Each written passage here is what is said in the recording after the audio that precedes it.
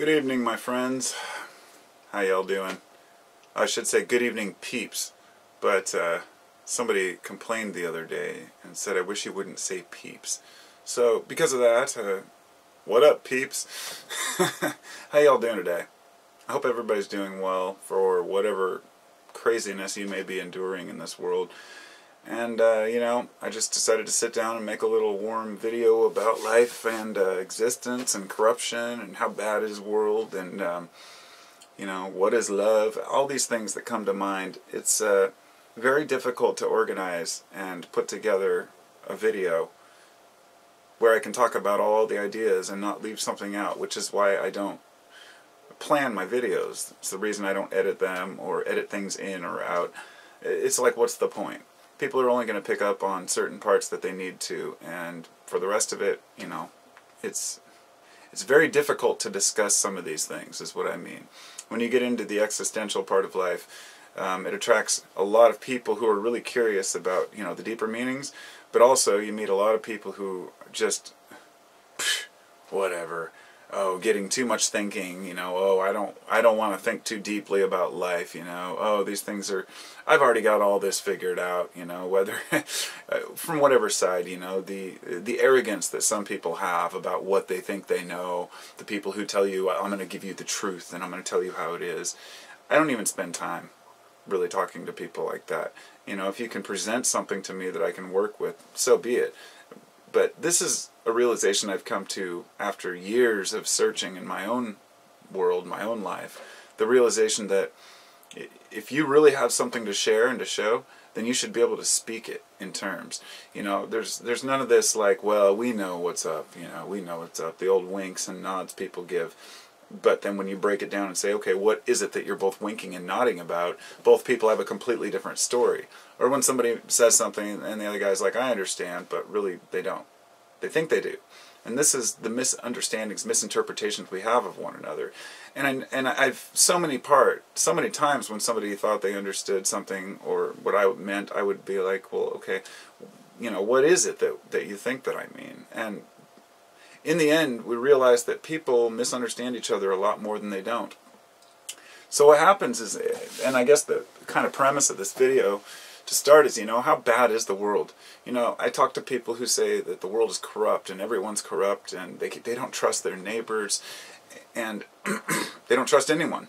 The government's the enemy to these people. Everyone's the enemy. And I think, I can understand because I've been in that position. I've been at a point in my life where I was kind of down and out, and I wanted to blame, the system for my problems, not realizing how much the system, if you want to call it that, has actually brought to the table. Now, we live in a world right now where science has brought us so many miracles of, extending our lives, helping, you don't die from an infection anymore, at least, well, not yet. With MRSA and all these, our abuse of antibiotics, that might change. But what's happening right now in our society is I feel like we have so many great things that we've created and so many awesome realizations about the universe and ourselves that rather than that amaze us and give us a new direction to move towards, it only confused and confounded the issue.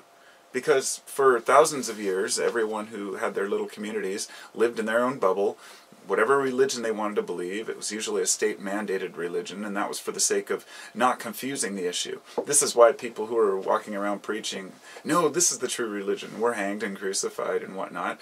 It was because societies had to live on a standard. They had to have a value system that worked for everyone. Now, with the internet, the sky's the limit. I mean, in fact, somebody said that the other day. I said, no, sky's not the limit anymore. We have spaceships. Of course, that gets into a whole different realm. Plenty of people out there who believe the Earth is flat. And I believe that ties in perfectly to what I'm trying to talk about here, which is the idea that even though science has shown us that the Earth is round, we're still willing to dispute thousands of researchers, amateur astronomers, all the pictures are CGI, faked, and whatnot. I can believe that we didn't land on the moon. That's not too far-fetched. We were in a space race. It was during the Cold War. We wanted to prove we were greater than Russia, who got into space before us. So Of course they could have faked the moon landing. But to say that all the pictures are fake and that the Earth is flat makes absolutely no sense. And the reason I use that example is because there are dozens of others I could use, but that's the one that it gives you the idea of no amount of evidence will convince people that anything is a certain way if they're not willing to believe it and they don't want to. And I believe that what we're going through right now is an extreme resistance to all the lies we've been fed by people, by leaders, by our neighbors, by everyone for so long, because people are scared, so they have to lie to get themselves out of trouble. But when you're lying about small things or little white lies, that's one thing. When leaders are lying and feeding propaganda to their own people about why we're going to war, or why we don't help these and do help these people, and how FDA is half funded by the very pharmaceutical companies that they're supposed to regulate. This is why people see the corrupt world. This is why people say, this is bullshit and I shouldn't have to live in this crap. That I didn't sign on for this. That, the minute you're born and your birth certificate you have to exist in this country, and then they own you. I mean, I went through a whole phase of my life where I understood, how we're basically, the Orwellian Society, Animal Farm. It's where we live. It's the reality of the world. The question isn't any longer, is there hierarchy? The question never was, but rather, is it natural? Is this the path that we're always going to follow? Because I feel like we're moving forward as a species, if you will. But in order to do that, we're going through birth pangs right now. And I'm comparing humanity. And I should just stick to this nation because there's a lot going on out there in the world in a lot of different ages. But let's say the U.S., the United States of America, we have if you think when we're born, it's just like a baby, just learning how to, needed to be taken care of. We had to bring over slaves in order to build our country. We needed help. Then once we got going, we became, younger kids, and we started building up our toys and our arsenals, if you will. Well, today I believe we're teenagers. We're arrogant. We've got, zitty faces, and we're all pissed off about the world. And this is a very small portion of this country, but the people who are in charge, the absurdity. This is why we have people in office like we do. This is why we have such really shitty human beings in the White House and in our, the FDA, the DEA, all of the major institutions, because we've allowed it to happen. Because we are not willing to look at the truth. But it's more than that, because this is the way it's been set up, and the propaganda has been obscuring that for so long. But now people that are waking up, so to speak, and I hate that term, but they see all the corruption and lies. And that happened to me back in '98 when I read a book, Behold a Pale Horse. And from that time, that was 20 years ago, right? And so for a decade, I was all like, did you know they're going to declare martial law? They're trying to hurt us into, and I hurt us into these FEMA camps, and that they're going to make some fake invasion. All these things that people were saying are going to come to pass next year, next year, next year. I started to really think about it and say, well, the people on top, what they want is a world where there's lots of workers making lots of products for them. Herding people up into camps isn't profitable. So I'm using that to say I worked through my conspiracy days to see that it's a matter of us not being comfortable with our lives, so we often will resort to looking at the darkest things in life. And I don't know if this is true, but I believe that people who have less love and less comfort and friends in their life tend to hang on to these fears and these conspiracy fears more than others. Not that conspiracy people or believers are all lonely, but rather there seems to be something missing from our lives. Let me give you an example. I have kids, and when I thought about this today at the park, and I said, I'm not fearful for anything, except when I heard the kids scream on the playground, my gut turns, and I thought, is my kid hurt? And I realized as a parent, we don't have time to fear what the Illuminati are doing, or what's going on over here. You may have time to be concerned and be aware of something, but not to actually fear the future, because you have to take care of your own kids. You set aside yourself for your kids, and at least that's in theory. My thought about that was that what if we were all to set aside our own fears for the children that are our neighbors? To realize that just because a person's an adult doesn't mean they're on their own. We have lived the wrong way because we are trying to isolate ourselves. And we are communal creatures. We are meant to bond. We are meant to be with other people. And if we don't have love in our life, we don't have friends in our life, we become depressed. This is when addiction starts. This is when we fall out of sync. I mean, there's a huge difference between people who say, you know, have a couple drinks in the evening, you know, like a shot of whiskey or something, but still do their life, and people who drink all day long or constantly get high because they want to escape. And everyone gets tied in together, and then drugs become the enemy. You see, this is why addiction has been treated like something that only certain people have, but that these are addictive personalities, and that it's just a chemical addiction, rather than realizing this is something that comes from our desire to connect, to know each other, to love each other. And it's a very difficult thing because there's not a lot of science, you know. We talk about chemical imbalances. That's complete nonsense. There is no such thing, you know, scientifically as a chemical imbalance of the brain. Look it up. It just doesn't exist. It has been postulated by the pharmaceutical companies themselves that many of these conditions exist, and that only this will cure it. And this is why I'm in not a war against antidepressants, but rather say, hey, maybe 5% of the people that take them actually need them. And the idea is to take them short term to work your way through a bad situation. But anything that we have to stop and that will, you know, devastate us if we quit, you know, we are walking zombies. We are a nation of anti-anxiety medications, anxiolytics, antidepressants, pain medication, opioids, and then we find something like kratom, and then we have, you know, oh, nope, FDA's got to come and try to step on that too. Anything, that's why we hate corruption. That's why we despise living under the umbrella of this country that we do. And this is just my country, and I can only speak for my country because all the news I get about the rest of the world is news about the rest of the world. And I'm not going to sit here and pretend like, oh, North Korea has all these weapons, so we need to nuke them. You know, the attitude that people have, not realizing that these are human beings too. Or in Iran or Iraq, or, you know, a lot of people don't even realize that in the Middle East, these countries are at war with one another too. Like Saudi Arabia and Iran, totally different policies. And then they have the Kurds in the middle who are being bombed into oblivion, and the Kurds are the most progressive nation state, if you will, in the world as far as I'm concerned. They have women on the front lines. Many of the offices that have to be held are held by, let's say, a woman and a man. And they're trying to just find their own little territory in the middle of this land of people with their own values. But the point is that the Middle East has so many different values. But there are a lot of Americans who just think, well, they're all a bunch of Arabs just trying to get over here. You know, the shallow ignorance that we have as people, there's no excuse for it.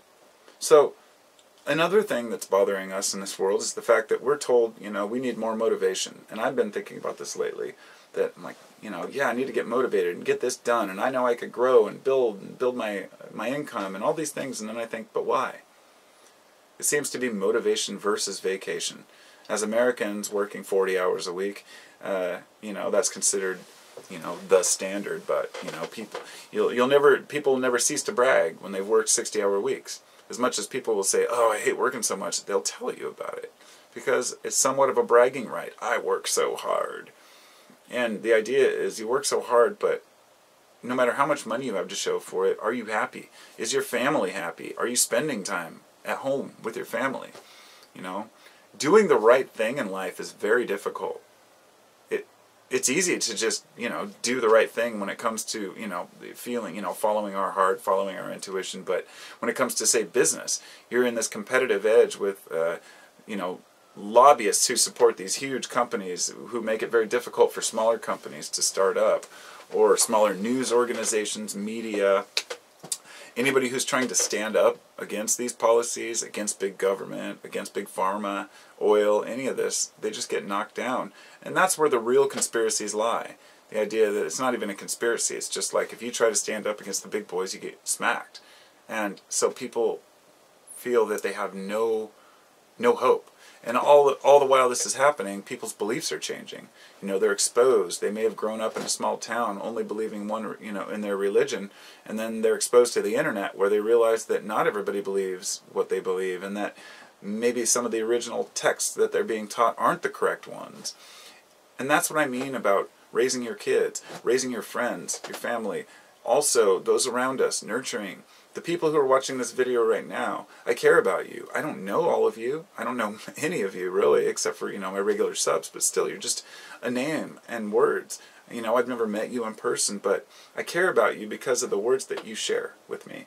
And I think these are real people, you know. I don't want to go out and harsh on people, but there are people who do that. They spend their whole days going around trolling videos. Why? Well, it's because they're lonely. It's the same thing as addiction. You get that little rush, that little excitement from somebody responding to you. Maybe you leave nice comments, you know, all over the place and nobody says anything. Everybody who's posted on Facebook knows if you post something positive, most people ignore it. If you post something negative, it's going to get 1,000 comments. That's the reality of the world we live in. People don't want to hear the truth. They don't want to hear things about, well, we just got to think positive and care about one another and motivate, because it's just not enough. It falls short of the true goal. And so it becomes shallow. It's hard to talk about anything without somebody jumping on you. You know, oh, you're a liberal, or oh, you're a damn conservative. And, you know, that's another thing. I've realized that it's just like the brain. Just like we're going through these ages in this country, we're going through, the reason we have a right and a left hemisphere in our brains is the same as we have a right and a left within government. You know, we have the creativity to correct the progress, and the progress to create the lazy creativity where we don't get anything done. It's my belief that we could use all of our wisdom and the science and technology we have currently to lead better lives if we weren't yearning for more progress. And ego is the huge role in it. As much as we need to know ourselves, ego plays the biggest role. You know, we want to build these huge buildings and skyscrapers, and that is reflected directly in the president of my country. You know, Trump is the biggest egomaniac that I've ever seen. I mean, I've heard interviews and read stories from people and heard people speak. I've never heard anyone as arrogant and shallow as Trump. But he's president, and I've come to terms with that. That's fine. You know, he'll dig his own hole. Maybe he'll get a few good things done. It doesn't matter. He's a figurehead. But what really matters is the fact that he acts like a child, and it's a reflection of many of the behaviors of the people that we didn't realize before. So people are frustrated for a lot of different reasons, but you know, the question is, genetically, you know, how much do we pass on? You know, if we grow to be peaceful people, you know, in our lives, and you know, hopefully we can pass that on to our children through not just genetics, but you know, our disposition, the way we act around one another. You know, it's important that we're respectful, you know. So has technology brought us more understanding, or has it brought us more chaos? I mean, I don't know. You know, things seem simple when we're young, you know. Up until you're in your 20s, you seem to think, oh, why can't people figure this out? You know, why are the old people so dumb? You know, why don't they know what this is all about? And I've always known better, because I know that I've met a lot of older people who aren't dumb, but also don't buy into the whole hippie motivation thing. Like when I was younger, in my teen years, I was kind of a hippie, if you will, and I was like, why can't we just, you know, deband the military? Screw it. We don't care about borders. I know better now. We have to have borders. Protecting your land, protecting yourself is a crucial aspect of being human. But to what limit? I mean, we increased the military budget this year. Just the increase of like $100 billion was as much as we spend on education in this country. I mean, we have our priorities completely ass backwards. When you're spending $1 trillion on defense, and then the president decides he wants to have a military parade, which is probably the most absurd thing I've heard come out of his mouth, at least this month, but that, you know, he wants actually to ship all of our tanks and, you know, missiles over and parade them down Pennsylvania Avenue in D.C. I think, you know, how shallow can anyone be to think that, you know, you have to pull your dick out and hang it out on the street so all the passerbys can see, even though they've already seen it a million times. Everybody knows how powerful the U.S. is. So part of that is like, you know, we're stuck with a lot of ignorance. We're stuck with a lot of dumb people. I mean, and, you know, when you say that, it's almost become offensive. People get offended when you say, oh, how can you say people are dumb? I can say people are dumb because I meet them every day. I mean, we can't deny this. It doesn't mean that they're lesser people. It means that they need to be educated. And I don't mean that you know, some kind of stuck-up nose, like, you know, intellect bullshit. I don't like intellects either. The guys who use big words all the time and constantly, you know, write these big long essays about, you know, how this is how the world should be and they're ideal because they're intelligent, you know, the college words, you know, all of that goes by the wayside when you grow up too. You get a little older and you realize no matter how much big language you use, if you can't put it in layman terms so the average person can understand it, it's no good. And that's why I always try to utilize the smaller words that I do know. Not smaller words, but just normal conversation. That's what we have to start being, as normal people, and respecting one another, talking to one another, really getting to know people and realize that the image that we have in our mind of what's going on is usually wrong. And I think that misunderstanding, misinterpretation is our biggest failure right now. And it's very difficult to explain ourselves in the more complicated things, but it's worth the effort to do so. Because I'm sure every one of you has had a situation where somebody misunderstood you, family or friend, elsewhere, and you explained it further, and you were both able to laugh it off and say, okay, I see we're closer than we realized to being on the same page. Well, I think that if humans talked to each other through every culture, we'd have that same realization. That Muslims aren't all out to mob into America and attack us. That 99% of the people on earth just want to live their lives peacefully in a place that's comfortable and have enough food to eat. It's hard for us to see that when we have our own problems, but I think it's really worth understanding each other. It doesn't mean we have to go out and save the world. It just means we have to consider the way that we interact with people, one another. So, that's it. Take care, everybody. Have a wonderful night.